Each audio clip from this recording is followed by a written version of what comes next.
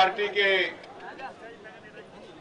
वरिष्ठ नेता और हम सब के मार्गदर्शक आदरणीय श्री आडवाणी जी,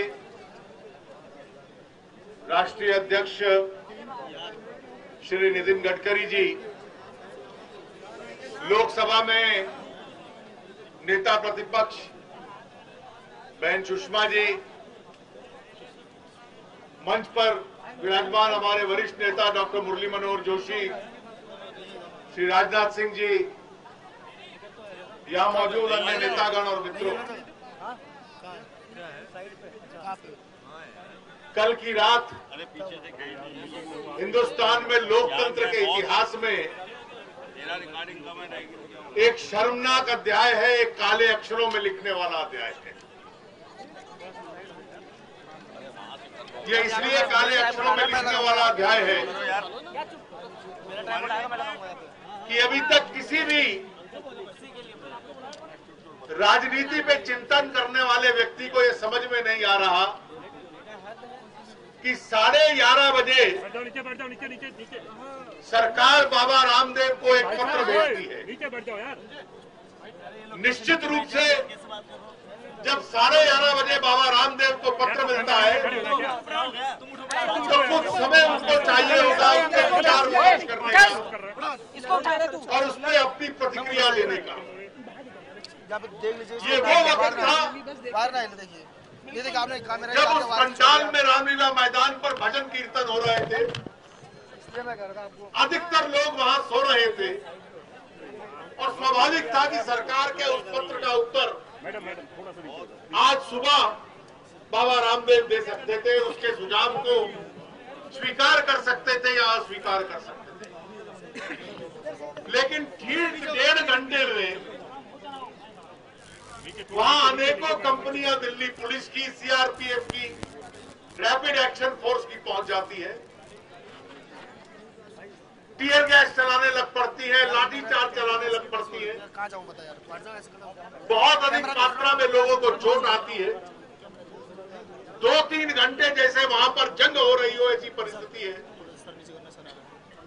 वहां पंडाल के एक हिस्से को आग लगा दी जाती है और बाबा रामदेव को वहां उठाकर एक स्थान पे ले जाया जाता है और दिल्ली से उनको बाहर निकाल दिया जाता है, जिसको कानून की भाषा में कहते हैं तड़ी पार कर दिया जाता है। ये तड़ी पार करना जो समाज में आपराधिक तत्व होते हैं, जिला प्रशासन उनके खिलाफ प्रयोग करता है। लेकिन ये पहली सरकार है यूपीए की जो एक धार्मिक नेता पर, राजनीतिक नेताओं पर इस कानून का प्रयोग कर रही है। सुषमा जी और मैं अनुराग ठाकुर के साथ जब जम्मू पहुंचे थे तो हम लोगों को भी जो आदेश दिया था वो यही था कि जम्मू कश्मीर की सीमा से आपको तड़ी पार कर दिया जाता है। आखिर कारण क्या है? आज से 4 दिन पहले जब बाबा दिल्ली आए तो इस मंत्री परिषद में सबसे वरिष्ठ मंत्री हैं श्री प्रणब मुखर्जी। उनके नेतृत्व में 4 वरिष्ठ मंत्री एयरपोर्ट को उनको स्वागत करने चले जाते हैं।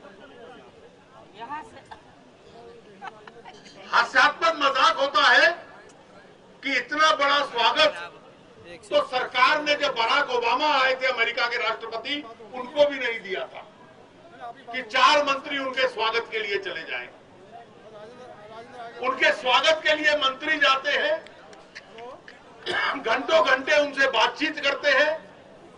अगले दिन केंद्रीय सरकार के कई मंत्री उनसे बातचीत करते हैं, पत्राचार करते हैं और जब तक उनको लगता था कि बाबा उनकी बातचीत में फंस जाएंगे तब तक वो उनकी प्रशंसा करते हैं और एकाएक उनको लगता है कि उनके इस जाल में बाबा नहीं फंसने वाले।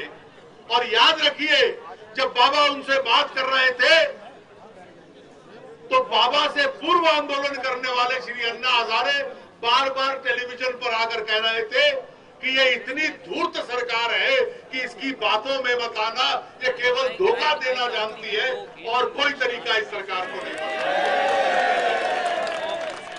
वो चेतावनी दे रहे थे और अचानक ये परिस्थिति आती है कि आप बाबा को पत्र देते हो, पत्र के ऊपर अपनी टिप्पणी देने का समय भी नहीं देते और रात के 1 बजे ये एक प्रकार से आक्रमण रामलीला मैदान के ऊपर बोल दिया जाता है। बुनियादी सवाल ये है कि क्या इस देश के अंदर लोकतंत्र की ये परिस्थिति कर दी गई है कि आपको खुलकर विरोध करने का, अपनी आवाज उठाने का हक नहीं रहा।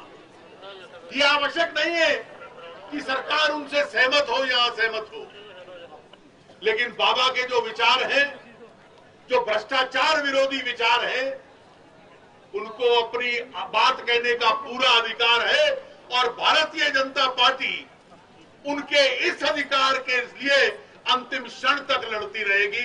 ये हमारी पार्टी ने ऐलान किया। आज परिस्थिति क्या है, आज परिस्थिति क्या है और इस सरकार का चरित्र क्या है? अभी रविशंकर जी जिक्र कर रहे थे कि दिल्ली के अंदर कुछ महीने पहले कश्मीर के अलगाववादी नेता सैयद अली शाह गिलानी आए थे। केवल अकेले नहीं थे, देश का विभाजन करने वाले विभिन्न संगठनों की उन्होंने एक बैठक ली। इस देश को तोड़ने वाले कई नेता यहां पर आ गए। हम लोग चिल्ला चिल्ला कर अपने राष्ट्रवादी विचार रखते रहे कि इनको इस सभा करने से रोको। गृह मंत्री चिदंबरम साहब कह रहे थे, मेरे पास कोई अधिकार नहीं है अलगाववादियों को रोकने का, जिससे अपनी बात कहने से मैं उनको रोकूं। अलगाववादियों पे मुकदमा नहीं चला, लेकिन कुछ नौजवान साथी उनका विरोध करने गए थे, उनके ऊपर मुकदमा चल गया। ये वो सरकार है कि माओवाद का प्रचार करने वाला एक व्यक्ति जिसको छत्तीसगढ़ में सजा हो जाती है और केवल जमानत पर है, योजना आयोग की एक समिति में उसको सदस्य बना देते हैं। इस देश को तोड़ने वालों को ये अपनी बात कहने का अधिकार देते हैं। इस देश में माओवाद की समर्थन करने वालों को सरकार के भीतर शामिल कर लेते हैं, लेकिन अगर भगवे एक सन्यासी अपनी बात कहना चाहता है और वो भी भ्रष्टाचार के खिलाफ, तो इसको बात कहने का अधिकार नहीं है। आज मैंने पुलिस अधिकारियों के विचार सुने हैं। सच में ऐसे अधिकारियों को उनके नौकरी से बर्खास्त कर देना चाहिए। वो एक कारण दे रहे थे कि हमने इसलिए ये हमला रामलीला मैदान पे किया कि हमें पूर्व सूचना मिली थी कि रामलीला मैदान के ऊपर बाबा रामदेव की जान को खतरा है, किसी और से खतरा नहीं है। बाबा कहते हैं छूटने के बाद कि केवल इस सरकार से मुझे खतरा है, इनकाउंटर करके ये मारना चाहती है। ये इस सरकार का चरित्र है।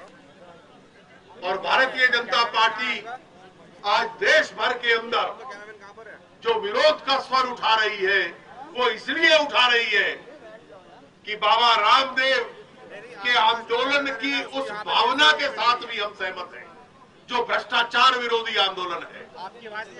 इस देश का भ्रष्टाचार चरम सीमा से आगे बढ़ चुका है। दुनिया के अंदर एक बहुत प्रसिद्ध पत्रिका निकलती है अंग्रेजी की, जिसको कहते हैं टाइम मैगजीन। टाइम मैगजीन ने 2 सप्ताह पहले एक लेख लिखा कि हाल में पिछले 30-40 वर्षों में जितने स्कैंडल और स्कैम हुए हैं, उसमें सबसे खराब 10 स्कैम दुनिया में कौन से हैं। पिछले सत्र में प्रधानमंत्री जी ने मुझे कहा था राज्यसभा में कि दुनिया के अखबार देखो, पत्रिकाएं देखो, मेरी कितनी प्रशंसा करते हैं। मैं तब से उनको ढूंढने में लगा था। मुझे कहीं प्रशंसा तो मिली नहीं, लेकिन 2 सप्ताह पहले की टाइम मैगजीन मिल गई।